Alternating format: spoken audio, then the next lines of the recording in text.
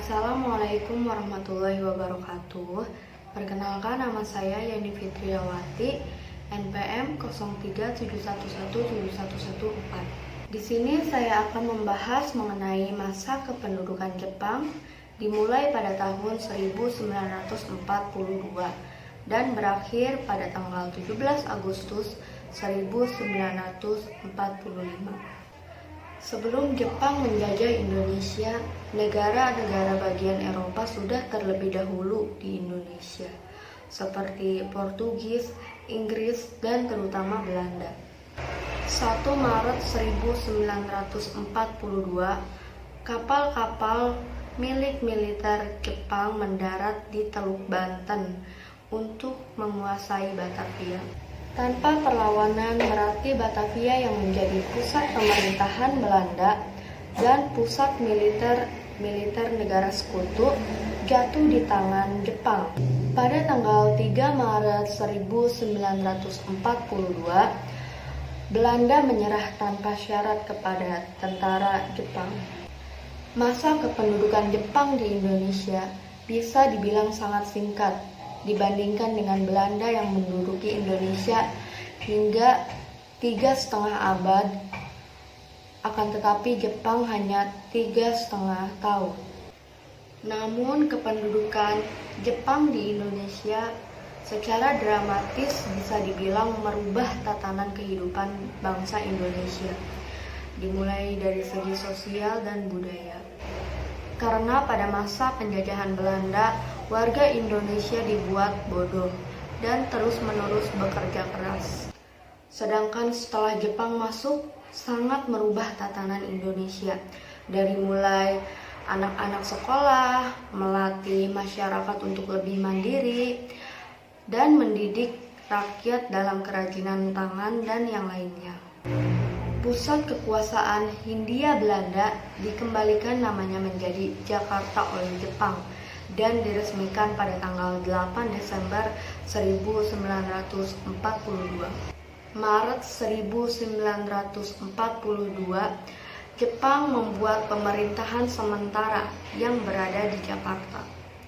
Letnan Jenderal Hitoshi Imamura menjabat sebagai Panglima tertinggi sekaligus pemerintahan militer tertinggi Jepang di Indonesia. Pemerintahan ini dilengkapi 5 departemen, yaitu Departemen Umum, Departemen Keuangan, Departemen Perusahaan Industri dan Kerajinan Tangan, Departemen Lalu Lintas, dan Departemen Kehakiman.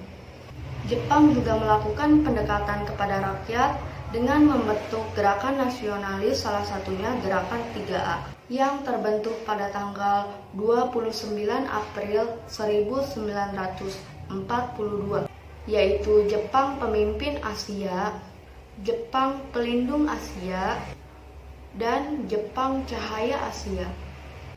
Juli 1942, Jepang membebaskan tokoh-tokoh nasional di Indonesia, yaitu Soekarno dan Muhammad Hatta. Tindakan ini dilakukan untuk mengambil hati bangsa Indonesia. Jepang memberikan rupa-rupa janji yang tujuannya agar tokoh-tokoh nasional bisa mengajak bangsa Indonesia untuk bekerja sama. 1 Maret 1945, BPUPKI terbentuk. Dr. Rajiman Widyodiningrat ditunjuk sebagai ketua dan anggotanya berjumlah 69 orang. Pada tanggal 7 Agustus 1945, BPUPKI dibubarkan karena sudah menyelesaikan tugasnya, yaitu merancang Undang-Undang Dasar bagi Indonesia. Assalamualaikum Ibu, nama saya Nadia Kristianti, NPM saya 037116. Di sini saya akan merangkum video kedua. Indonesia, bangsa besar ini adalah tanah air yang dibangun dari peristiwa-peristiwa penting dan bersejarah. Sejarah perjuangan bangsa membangun peradaban, perjuangan melawan tindakan penjajahan, perjuangan merebut dan mempertahankan kemerdekaan.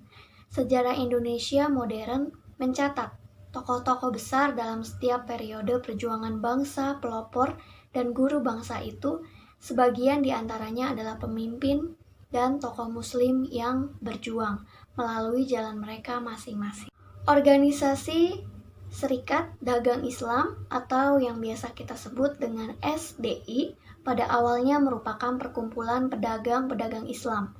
Organisasi ini dirilis oleh Haji Samanhudi di Surakarta pada 16 Oktober 1905 dengan tujuan awal untuk menghimpun para pedagang pribumi muslim, khususnya pedagang batik, agar dapat bersaing dengan pedagang-pedagang besar Tionghoa. SDI merupakan organisasi ekonomi yang berdasarkan pada agama Islam dan perekonomian rakyat sebagai dasar penggeraknya. Di bawah pimpinan Haji Samanhudi, perkumpulan ini berkembang pesat hingga menjadi perkumpulan yang berpengaruh. Dapat disimpulkan, tujuan SI adalah sebagai berikut. Pertama, mengembangkan jiwa dagang. Kedua, membantu anggota-anggota yang mengalami kesulitan dalam bidang usaha. 3. Memajukan pengajaran dan semua usaha yang mempercepat naiknya derajat rakyat. 4. Memperbaiki pendapat yang keliru mengenai agama Islam. 5. Hidup menurut perintah agama. SI tidak membatasi anggotanya hanya untuk masyarakat Jawa dan Madura saja. Tujuan SI adalah membangun persaudaraan, persahabatan, dan tolong-menolong di antara Muslim dan mengembangkan perekonomian rakyat. Ini ada kongres-kongres awal. Kongres pertama diadakan pada bulan Januari 1913 di Surabaya. Dalam kongres ini menyatakan bahwa SI bukan merupakan organisasi politik dan bertujuan untuk meningkatkan pedagang antar bangsa Indonesia, membantu anggotanya yang mengalami kesulitan ekonomi, serta mengembangkan kehidupan religius dalam masyarakat Indonesia.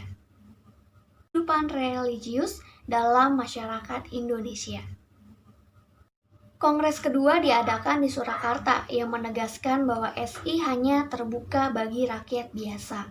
Pada pegawai pemerintah tidak boleh menjadi anggota. Pada tanggal 17 sampai 24 Juni 1916 diadakan Kongres SI yang ketiga di Bandung. Dalam kongres ini, SI sudah mulai melontarkan pernyataan politiknya. Pengaruh komunisme.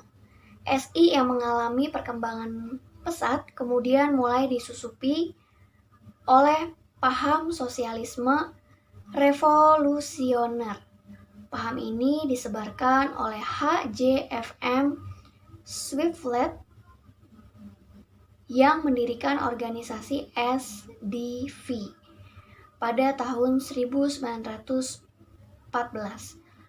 Pada mulanya, SDV sudah mencoba menyebarkan pengaruhnya, tetapi karena paham yang mereka anut tidak berakar di dalam masyarakat Indonesia, melainkan diimpor dan Eropa oleh orang Belanda, sehingga usahanya kurang berhasil, sehingga mereka menggunakan taktik infiltrasi yang dikenal sebagai blok di dalam.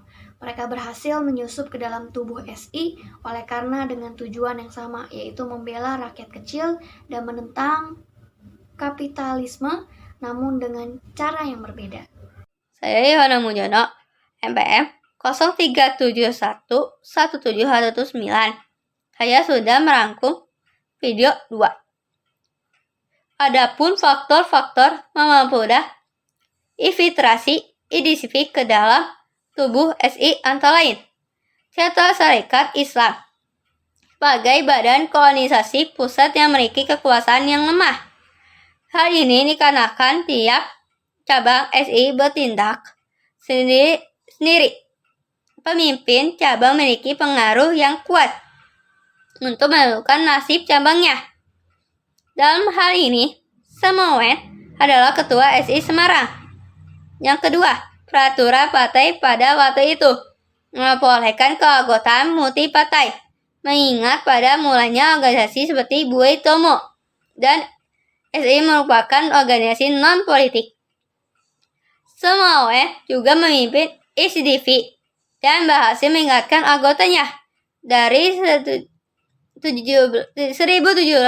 orang pada tahun 1916 menjadi 20.000 orang pada tahun 1717 di sela-sela kesibukan sebagai ketua SI Semarang.